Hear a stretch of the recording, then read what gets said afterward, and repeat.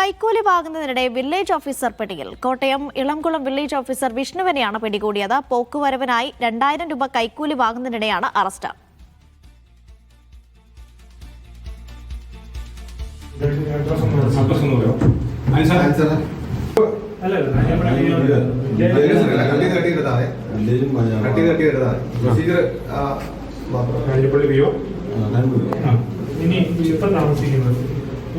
ജോസി ബാബുണ്ട് വിവരങ്ങൾ നൽകാനായി. ജോസി, രഹസ്യ വിവരത്തിന്റെ അടിസ്ഥാനത്തിലായിരുന്നു അറസ്റ്റ്.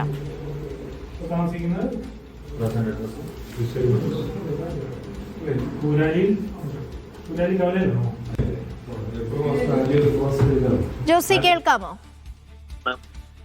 ഇയാളെ അറസ്റ്റ് ചെയ്തത് ഇയാൾ നേരത്തെ 1000 രൂപ നേരിട്ട് കൈപ്പറ്റുകയും ബാക്കി 2000 രൂപ പിന്നീട് തരണമെന്നും പരാതിക്കാരനോട് ആവശ്യപ്പെടുകയായിരുന്നു. ഇത് സംബന്ധിച്ച് വിജിലൻസിൽ പരാതിക്കാരൻ വിവരം അറിയിക്കുകയും തുടർന്ന് വിജിലൻസിന്റെ നിർദ്ദേശപ്രകാരം രാസവസ്തു പുരട്ടിയ നോട്ടുകളുമായി പരാതിക്കാരൻ വില്ലേജ് ഓഫീസിൽ എത്തുകയുമായിരുന്നു. തുടർന്ന് വിഷ്ണുവിനെ നോട്ടുകൾ കൈമാറുന്നതിനിടെ അറസ്റ്റ് ചെയ്യുകയായിരുന്നു. വിജിലൻസ് നടപടികൾക്ക് ശേഷം വൈകിട്ട് ഇയാളെ കോടതിയിൽ ഹാജരാക്കുമെന്നാണ് അറിയിച്ചിരിക്കുന്നത്. ഈ വിഷ്ണുവിനെതിരെ നേരത്തെയും ചില പരാതികൾ ഉയർന്നിട്ടുണ്ട് എന്ന് വിജിലൻസ് പറയുന്നുണ്ട്.